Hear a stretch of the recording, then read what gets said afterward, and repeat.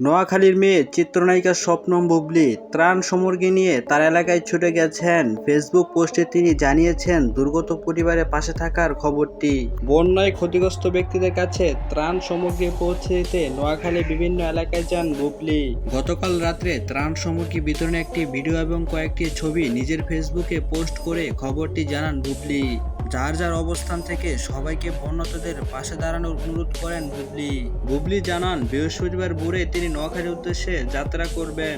1 minute 12 সেকেন্ডের video post করে ক্যাপশনে বুবলী লেখেন, বন্যার্ত মানুষদের কাছ থেকে দেখে কষ্টগুলো আরো দ্বিগুণ অনুভব হলো।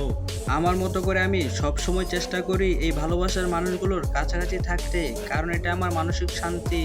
সত্যিকারের অর্থে সবার একাত্ম ও ভালোবাসা। বন্যায় বিপদগ্রস্ত মানুষের জন্য ঢাকায় প্রচুর উপহার জমা হয়েছে, কিন্তু তাদের কাছে এসব পৌঁছানো এখন সবচেয়ে বড় চ্যালেঞ্জ, কারণ বন্যার পানিতে যোগাযোগ ব্যবস্থা খুব নাজুক অবস্থা গ্রামের দিকে। তাই সবাইকে অনুরোধ করব বন্যার্তদের কাছে যেন তাদের প্রাপ্য উপহারগুলো পৌঁছায়, সেদিকে সবাই মিলে সহায়তা করি। বুবলী আরো বলেন, বন্যার শুরু থেকেই বানবাসীদের পাশে থাকার চেষ্টা করেছিলাম। দেশবাসীকেও পাশে থাকার আহ্বান জানান চিত্রনায়িকা শবনম বুবলী।